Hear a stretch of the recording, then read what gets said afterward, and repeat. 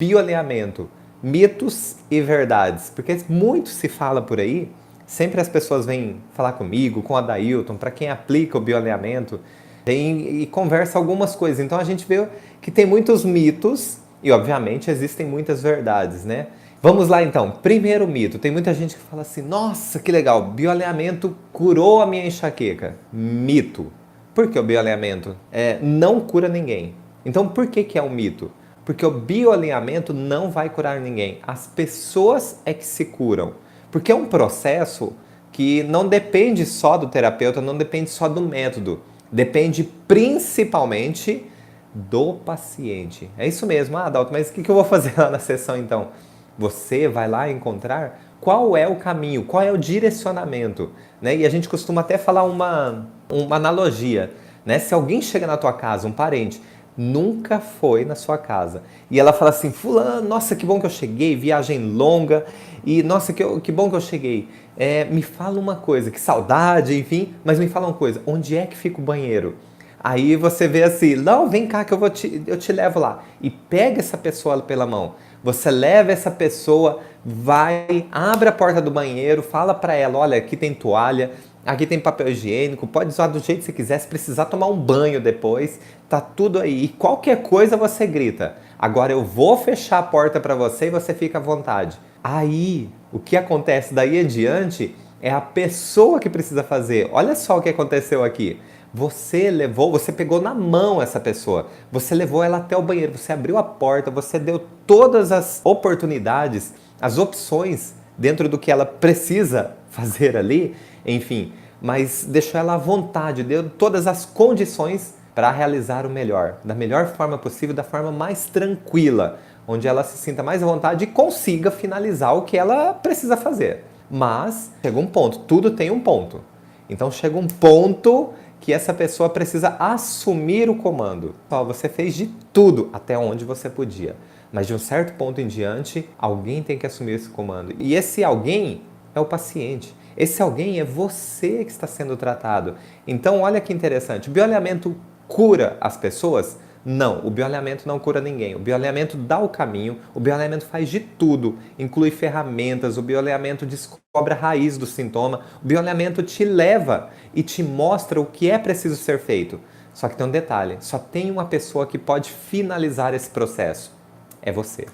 Então, ou o teu paciente. Então, o bioalinhamento não cura ninguém, ele dá o caminho. Ele encontra a raiz do problema, ele encontra a raiz da sua doença, da sua queixa, mas ele não vai te curar de forma alguma. É você quem se cura. E esse processo é só seu. Porque olha só, é um jeito muito mecanicista pensar que eu posso simplesmente ir lá e substituir uma peça, como se fosse num carro, como se fosse em alguma coisa no seu apartamento que está faltando, você troca uma porta, muda os móveis de lugar e está resolvido.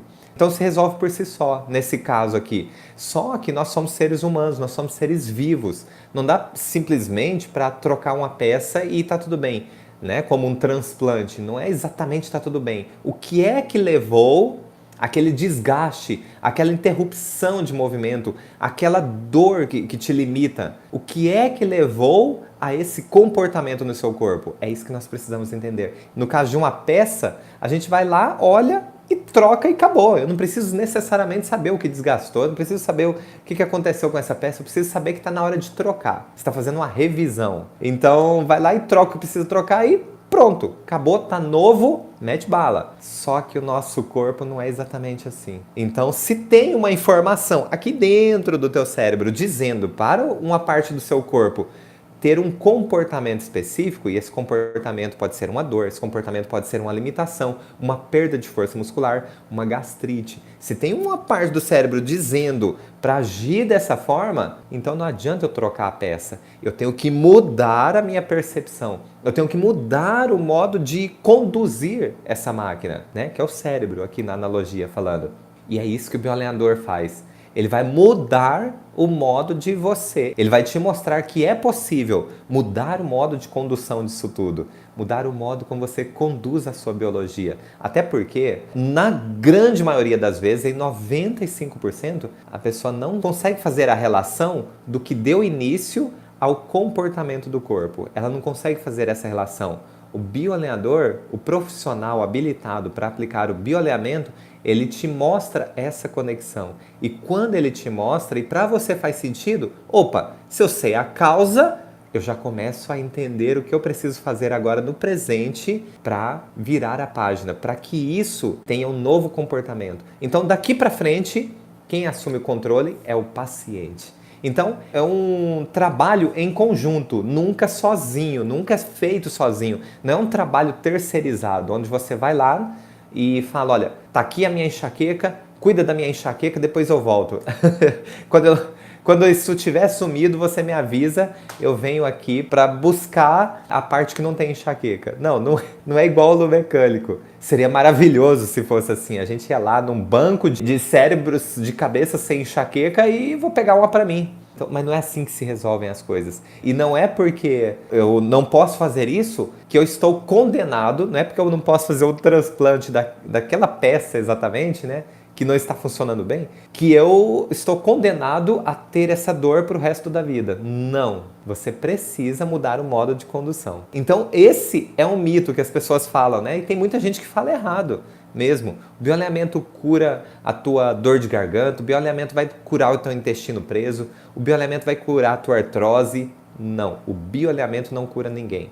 Nós todos nascemos com um processo fantástico, que é a autocorreção. A autocorreção é o seguinte, quer ver uma forma prática de você entender? Todo mundo aqui que está assistindo, em algum momento da vida, já caiu e já se esfolou. De repente tem alguém aí até todo esfolado escutando o que eu estou falando aqui agora. Então todo mundo em algum momento da vida já caiu e se esfolou. Naquele local, vamos supor que foi o cotovelo. Naquele local que você se machucou, que perdeu tecido, né? Perdeu pele. O que acontece? Esse tecido aqui, ele se regenera. É uma autocorreção. Por quê? Ficou exposto uma parte que era para ser coberta. O que o corpo faz? Ele entende. Ele faz essa leitura sem você estar consciente disso. Ele faz essa leitura e ele faz o processo correto. Novamente, devolver a integridade desse tecido, que não era para ficar exposto. Você perdeu uma parte do tecido, ele vai lá e detecta e corrige. A mesma coisa acontece. Então você teve um estímulo físico, que foi um tombo, onde você ralou esse braço em algum lugar, esfregou num local áspero e aquilo perdeu a integridade, perdeu o tecido. Então teve um estímulo físico, que aí você perdeu o tecido, teu corpo identificou que perdeu o tecido, foi lá e corrigiu. Passado 1, 2, 3, depende do tamanho do ralado, mas o teu corpo corrige por inteiro. Para todo o restante do corpo é o mesmo processo. Então não importa se é para enxaqueca, não importa se é para gastrite, não importa se é para uma queda de cabelo, mas o teu corpo, ele precisa ter um estímulo inicial. Mas nem sempre esse estímulo inicial será físico, assim como quando você cai e se esfola. Na grande maioria das vezes, em 99,99999%, o início disso tudo, a raiz do sintoma, será a sua percepção. Não é física, é algo como você percebeu uma situação. Aquele é o estímulo inicial para trazer um comportamento no teu corpo, que vai trazer talvez a enxaqueca, a sinusite, artrite, não importa, uma disfunção no seu corpo. E aí, olha só, como não é algo físico, o corpo, ele, enquanto não finaliza aquele processo, ou seja, enquanto ele não vira a página sobre aquilo que deu origem na sua percepção, enquanto ele não vira a página sobre aquilo que deu origem a esse comportamento, ele continua tendo a manifestação. E é por isso que a sua gastrite nunca sara, é por isso que você fica tendo recorrências de sinusite, é por isso que seu intestino preso tem hora que piora além do que já estava desconfortável. É porque a sua percepção, de alguma forma, teve um contato um pouquinho mais perto daquele cenário que você viveu, que foi, dentro da sua percepção, um evento chocante, que é o estímulo inicial para trazer todo esse tipo de comportamento, que, na verdade, você vai chamar de doenças. Olha que maluco que é o nosso corpo. Maluco não. Que inteligente que é o nosso corpo. Porque enquanto ele percebe que existe uma disfunção, você não mudou a percepção sobre aquilo, ele continua mantendo o comportamento que é para você, de uma forma geral, se acontecer isso de novo, você sabe lidar com aquilo. Então ele só vai realizar o processo de autocorreção quando você virar a página sobre aquilo. E como que a gente vira a página? A gente precisa entender o que deu origem. Então a gente tem contato com o que deu origem para a gente poder saber o que fazer. Porque senão é um tiroteio de cego. E senão começa a tirar para todo lado. Eu começo a fazer isso para me tratar, aquilo para me tratar, mas eu não sei de onde que começou. Eu não sei por que que começou aquela alergia no meu corpo. Eu não entendo por que que eu tenho enxaqueca. Eu não entendo por que eu tenho gastrite. Eu não entendo porque sempre eu tenho dor de garganta. Entenderam? Aí eu não vou conseguir entender por que que eu tenho problemas visuais. Por que que eu tenho problemas auditivos. É preciso eu saber o que deu origem para sim, eu poder me curar. Eu poder me curar. Não ninguém me curar. Ninguém vai me curar, mas eu vou me curar. Eu preciso de pessoas que me mostrem talvez o caminho de como eu posso me curar, mas ninguém vai me curar. Então, entenderam que o bioalinhamento não cura ninguém? O bioalinhamento não traz a cura de nada, mas ele mostra o caminho. Quem finaliza o processo é você. E isso é fantástico, porque isso é uma evolução. É uma evolução nossa. Então, quando a gente aprende algo, tem até uma cena do filme do Rei Leão que no desenho tem, e eu fui assistir o filme, eu queria ver aquela cena naquela realidade, né, desse novo filme do Rei Leão, e não tem a cena. E terminou o filme, meu Deus, não acredito, que pra mim era uma das cenas principais. Quando o macaco vai atrás do leãozinho, que tinha fugido, enfim, ele vai lá e explica pra ele que a gente pode aprender com o passado. E como que ele explica? De uma forma prática. Ele pega o cajado, né, o macaco é tipo um sábio, né, da floresta, e aí ele pega e dá uma cajadada assim na cabeça do leãozinho e acerta a cabeça dele mesmo. E o leãozinho, ai, tal, e fica assim, né, doeu. E ele vai explicando sobre o pai do leãozinho e tal. E aí ele pega e faz assim para dar outra cajadada, para dar outra na cabeça do leãozinho, coitado. E o leãozinho pega e desvia. Aí ele fala assim, tá vendo? O passado pode ser doloroso, mas você pode aprender com ele. Uau, nossa! Até arrepia quando eu falo assim, porque eu lembro lá da cena que pra mim foi uma coisa que fez muito sentido. E tiraram essa cena do filme do Rei Leão, que é realista, né? Os personagens. Eu fiquei inconformado. Eu saí decepcionado do cinema. Fantástico, só que eu saí decepcionado. A gente precisa identificar o que deu origem, porque aí a gente aprende com o passado. Até porque nós não somos as mesmas pessoas a todo momento, nós temos períodos, né? Então pode ser, olha só, fala pra mim se você é a mesma pessoa igualzinho quando você acorda de manhã. Não é. Eu não sou, você não é, ninguém é. Na hora que você está de repente dentro do teu trabalho, você é uma pessoa. Quando você está num happy hour, você é outra pessoa. Quando você está com a tua família, você é uma pessoa. Quando você está com a sua mãe, com seu pai, você é outra pessoa. Quando você está com amigos, você é outra pessoa. Porque os comportamentos vão mudando de acordo com o ambiente. Olha só. Agora fala pra mim, como é que a gente vai tratar todo mundo da mesma forma? Toda enxaqueca da mesma forma, do mesmo jeitinho. Não é enxaqueca, gente. A enxaqueca é um comportamento. Eu vou tratar o senhor Antônio, a dona Maria, a dona Ângela, o seu José. Eu vou tratar pessoas, não vou tratar sintomas. Aí é que está a grande diferença. Por quê? Ah, Dalton, não é a mesma coisa? Não, não é. Porque eu vou ouvir a percepção dessa pessoa. Eu vou entender por que é que começou o sintoma. E não vou fazer ao contrário. Quem é que tem o sintoma da enxaqueca? Ah, é o seu José. Então tá, vamos aplicar esse protocolo aqui nele. Não. E ele não tem nada a falar sobre isso. Ele é uma doença. Ele não é mais seu José, é uma doença. Então, olha só. É preciso ouvir e respeitar as histórias das pessoas. É preciso entender o porquê e como e por que é tão preciso, por que é tão importante. Porque é ali que está a raiz dos sintomas. Mas a gente precisa entender a percepção dele antes do início dos sintomas, que ali está a raiz. Aí a gente vai na veia. A gente precisa mudar o jeito de trazer a saúde para as pessoas. Porque olha só, quando eu falo para uma pessoa assim, ó, você tem enxaqueca. Eu estou dizendo, a enxaqueca está em você. Você tem uma doença. Você é uma doença. Agora, quando eu digo assim, o seu corpo tem um comportamento e eu vou te ajudar nesse processo de autocorreção. Então o processo depende de mim e depende da pessoa. Mas o que eu estou fazendo aqui?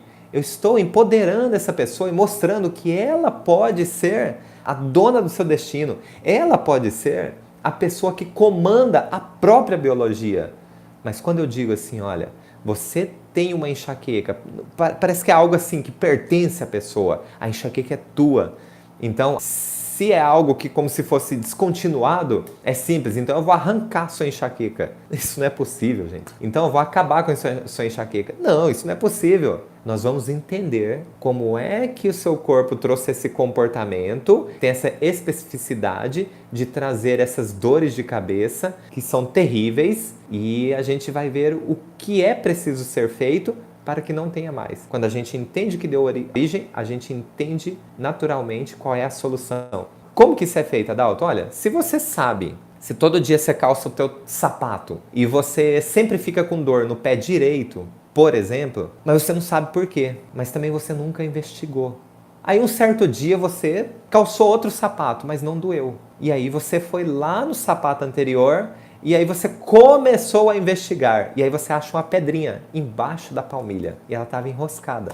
E aí você entende, na hora que você encontra a causa, naturalmente você começa a entender o que precisa ser feito para que você não tenha mais aquele comportamento que foi iniciado a partir do estímulo da causa. A partir do momento que você encontra a causa, é só fazer o contrário. Gente, a pedrinha está aqui? Tira a pedrinha.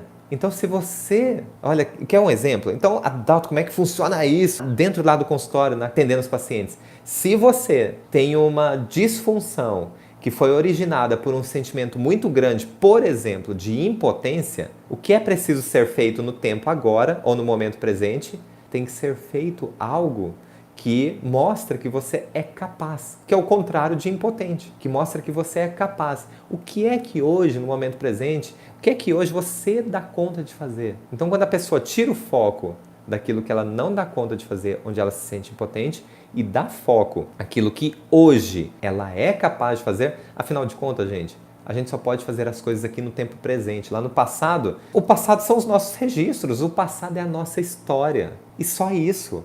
É um arquivo. Então vai lá no seu arquivo, entende por que é que começou esse comportamento no seu corpo e no tempo presente faz alguma coisa. E se você não sabe o que fazer, procura um profissional que vai te mostrar o que pode ser feito. Na verdade, o que é preciso ser feito. A parte interessante é que eu vou participar desse processo. Eu não vou simplesmente entregar para alguém. Porque quando eu participo, eu aprendo.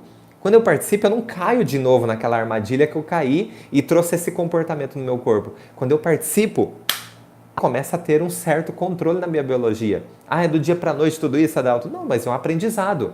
É possível? É possível. Por isso, olha só, vamos para algumas verdades. Por isso, algumas pessoas, após a sessão de bioalinhamento, tiveram cirurgias canceladas? Sim, isso é uma verdade. Por quê? No exame pré-operatório, já não tinha indicação de cirurgia.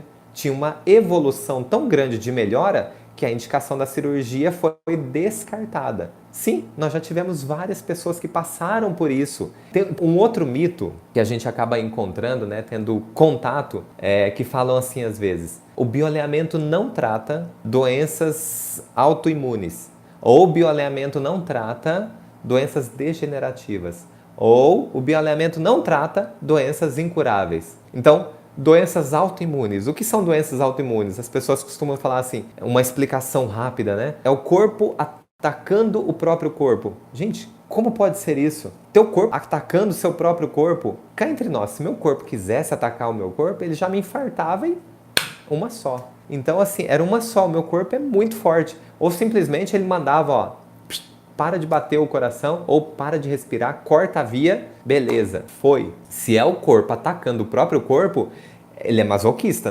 Porque vai bem aos pouquinhos. Mas não faz sentido. Se eu me corto, um arranhãozinho, meu corpo vai lá e cura. Meu corpo vai lá e devolve a integridade desse tecido. Por que é que ele vai me atacar? Gente, não faz sentido. Então, assim, o que acontece? É uma disfunção, isso aqui. A pergunta é, por que é que trouxe esse comportamento? Seja lá o que for. Por que é que trouxe esse comportamento? E como eu disse anteriormente, existe uma mensagem que parte aqui da chefia, mandando que realize esse comportamento, que continue esse comportamento. Só que assim, ó, o que a gente precisa fazer para atingir essa autocorreção, atingir a autocura? Né? E eu não tenho medo nenhum de falar de cura aqui, porque eu estou falando o seguinte, não estou falando que o bioalinhamento cura, eu estou falando que nós nos curamos. Nós seres humanos, nós seres vivos, nós seres biológicos, nós nos curamos. Então, o que é então? Se isso aqui, se quando eu me arranho, o meu corpo corrige, não é autocura, então eu preciso que alguém me ensine o que é autocura, porque a minha definição é corrigir aquilo que, de alguma forma, está me atrapalhando a sobrevivência ou pode comprometer a minha sobrevivência. Isso para mim é autocura. Quando meu corpo faz isso, eu digo que eu me curei, que houve uma autocura, ou seja, eu não precisei fazer nada e o meu corpo deu conta do recado. Agora, quando precisa ser feito, é apenas um estímulo, mas quem é que termina a correção? É o meu corpo, criatura, é o meu corpo que faz tudo isso. Então, assim, o nosso corpo se autocorrige. Então, sim, o bioalinhamento, ele trata das complicações autoimunes, né? Dos comportamentos autoimunes. Trata, sim. Ele consegue identificar a causa primária e mostrar o que pode ser feito agora no tempo presente. As doenças degenerativas. Sim, é um comportamento do corpo, não muda nada. É um comportamento. Precisa encontrar a causa primária. Aí o primeiro passo é tentar frear esse comportamento. E o segundo passo, claro, trazer uma melhor qualidade de vida, obviamente. As doenças incuráveis, ditas como incuráveis. Uau! Sabe o que eu digo sobre as doenças incuráveis? As doenças ditas como incuráveis? Eu aceito o desafio. É isso aí. É por aí, gente. Por quê? É incurável até que alguém diga que é possível curar. Teve uma época no esporte que ninguém conseguia quebrar a barreira dos 10 segundos numa corrida de 100 metros. Então até acreditava-se que o limite humano não era acima dos 10 segundos, porque tinha muitos atletas assim de ponta e ninguém conseguia quebrar a barreira dos 10 segundos nos 100 metros. Porém, teve uma vez que alguém conseguiu quebrar. Eu não lembro quanto que ele fez, mas ele fez menos de 10 segundos, fez 100 metros em menos de 10 segundos. Muita gente, naquele mesmo ano, quebrou a barreira dos 10 segundos. Simplesmente porque alguém mostrou que o impossível era possível. Então, quando dizem que uma doença é incurável, ou dita incurável, ou que não tem cura, não tem o que ser feito, talvez é só um ponto de vista. Talvez o que essa pessoa quis dizer, esse profissional que deu esse diagnóstico, esse prognóstico, talvez esse profissional disse isso sim com boa intenção. No seguinte sentido, dentro do que se conhece, não é possível, dentro do que eu conheço, ou dentro do que se conhece, ou dentro da minha profissão, não tem nada que pode ser feito a respeito disso. Portanto, é incurável nesse ponto de vista. Mas não existe só esse. Tem outros. E aí, o que esse profissional aqui fala? Quando existe uma cura ou uma autocorreção, isso foi um milagre. É assim que acontece. Para mim não importa. Para mim não importa mesmo. Para mim o que importa é que meu paciente evoluiu na autocorreção dele, que é dele isso. Isso é o que importa. Você é um profissional da área da saúde ou você é um profissional de propaganda? O profissional de propaganda ele vai dizer, eu curei o fulano, eu tratei ciclano. Fica apontando o dedo para se tornar grande. O profissional da área da saúde ou o profissional que realmente quer o melhor para o seu paciente, ele se contenta e para ele isso basta. É aonde o paciente dele consegue chegar. É em trazer, ajudar na verdade, a trazer o resultado que o paciente dele foi buscar, confiando nas habilidades, no conhecimento que ele tem.